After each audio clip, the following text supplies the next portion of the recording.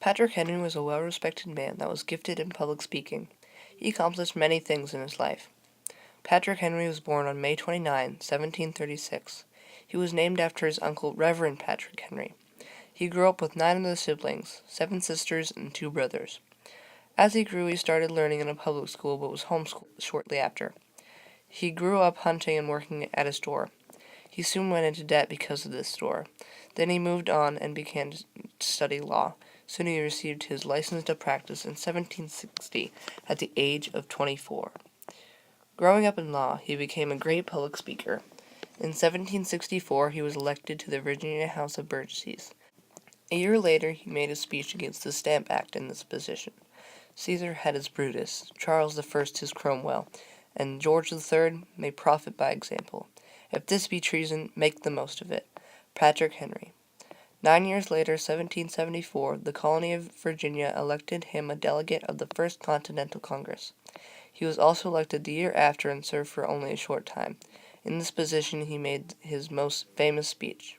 The war is inevitable, and let it come. I repeat it, sir, let it come.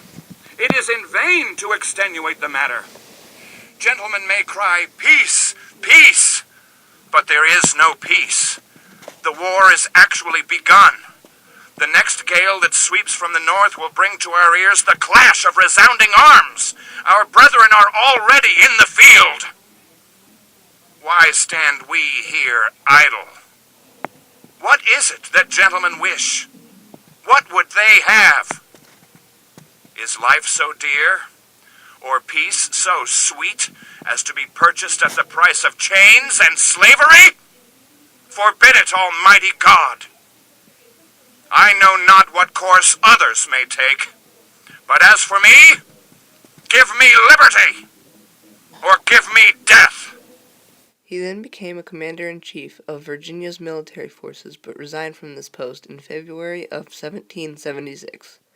A few months later, he was chosen to become a member of the committee to draw up the first Constitution of Commonwealth of Virginia. He was a hard worker and administrator. He was later elected for governor again in 1777, 1778, 1784, 1785. Then, in 1788, served in the Virginia State Convention, which tried to ratify the U.S. Constitution. Sadly, he lost. Soon after, he redeemed himself by being a large part of the 10 Amendments, also known as the Bill of Rights. Sadly, he went back into debt because of his public service, so he went back to law practice and became a successful criminal lawyer. He went back to law practice in the year of 1788. He became a successful criminal lawyer for a few years. Then, in 1794, he retired to his Red Hill estate near Appomattox, Virginia. Soon after, he was elected for governor again, but refused the office.